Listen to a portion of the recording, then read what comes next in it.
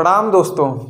बचपन से हम ये सुनते हुए बड़े हुए हैं कि सदा सत्य बोलो, चाहे वो हमारे स्कूल और कॉलेज के दिन हो जहां हमें गलत आंसर्स के लिए पीटा जाता था, या फिर हमारा वो घर हो जहां हमें झूठ बोलने के लिए हमेशा डांट पड़ती थी। लेकिन किसी को ये नहीं पता था कि इसी सत्य को बोलने के लिए एक दिन हमें प्रतिक्षण प्रतिपल कुचला जाएगा। और समाज में, देश में जिस वर्ग के ऊपर, जिसके ऊपर ये जिम्मेदारी है, वो है हमारी मीडिया और जर्नलिस्ट, जिन्हें फोर्थ पिलर ऑफ डेमोक्रेसी भी कहा जाता है, जिनके कंधों पर यह जिम्मेदारी है कि वो समाज का एक आईना बनकर, समाज में एक दर्पण बनकर समाज को हकीकत से रूबरू कराएं कि किस लेवल पे हमारा ये समाज जी रहा है। जो रोड से लेकर इलेक्ट्रिसिटी तक, स्कूल से लेकर हॉस्पिटल तक सारी समस्याओं को उजागर करते हैं, देश में चल रही खामियों को लोगों को सामने लाते हैं, सिस्टम में चल रहे भ्रष्टाचार को, सिस्टम में चल रहे खामियों को लोगों के सामने लाते हैं। आज उन्हीं का मुंह यह बंद कर दिया जा रहा है। और ऐसा करने वाले यदि पत्रकारों की संख्या कम है, लेकिन जो कुछ भी है, जो कुछ भी ऐसे पत्रकार है, उनका ऑरा ऐसा अच्छा है कि उनसे बड़ी से बड़ी पर्सनालिटी भी डरती है कि उन्हें अपनी इज्जत, अपनी मर्यादा को खोने का डर रहता है। इसीलिए वो हमेशा इसी फिराक में, इसी ताक में रहते हैं कि इनकी आवाज़ को कैसे भी किसी भी प्रकार करके बंद कर दिया जाए। और इसी का खामियाजा हमें भुगतना भी पड़ रहा है, हमारे पत्रकारों को, हमारी मीडिया को भुगतना भी पड़ रहा है।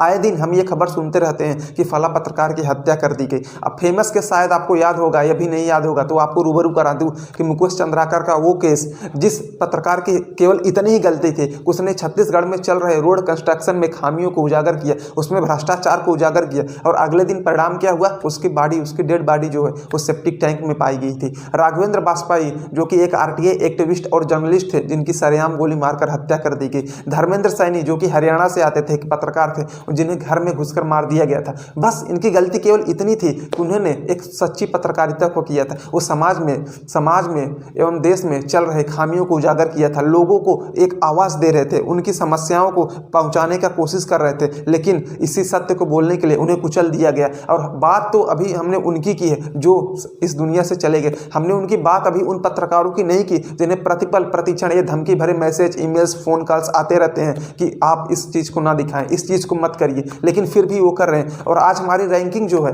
प्रेस फ्रीडम इंडेक्स में, जो कि पब्लिश की जाती है रिपोर्टर्स विदाउट बॉर्डर्स के द्वारा, लगातार घटती चली जा रही है। और आज हम 181 देशों में 139वें स्थान पर चले गए हैं।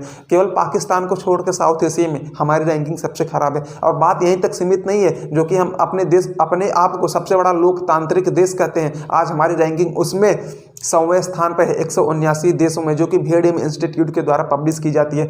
और इन सब के बीच एक ऐसे समाज में, एक ऐसे देश में जहां मिलियंस ऑफ स्टिल पीपल जो हैं वो पॉवर्टी से स्ट्रगल कर रहे हैं, बेसिक इंफ्रास्ट्रक्चर से स्ट्रगल कर रहे हैं, जिन्हें सिस्टम की जानकारी नहीं है, जिन्हें करप्शन, जिनकी लिटरेसी लेवल इतनी नहीं है, और जो तमगा, जो व्यक्ति उनके आवाज़ बनकर उनकी समस्याओं को उजागर कर रहा है, जो सरकार के सामने ला रहा है, हकीकत से रूबरू करा रहा है, आज उनको भी म्यूट और डंब कर दिया जा रहा है। क्योंकि लोगों को अपनी प्रतिष्ठा का, कुछ लोगों को अपनी मान मर्यादा, सम्मान का डर है कि इसी सम्मान के खातिर आज वो मिलियंस ऑफ लोगों की आवाज़ को भी कुचलने की कोशिश कर रहे हैं।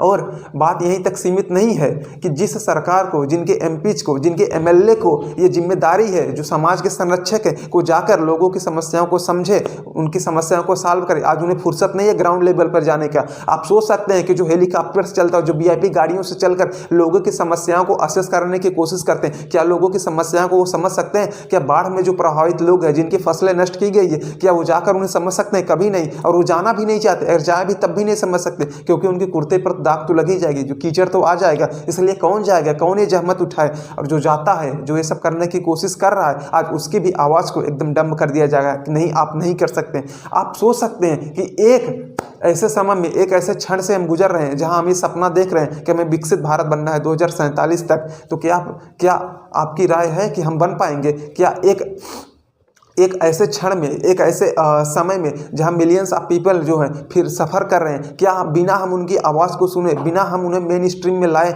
ये हम दावा कर सकते हैं कि क्या हम बनने जा रहे हैं विकसित भारत? और क्या हम चाइना से कम्पीट कर सकते हैं? फिर क्या आप फिलहाल आप क्या राय है वो बताइएगा। फिर मिलेंगे।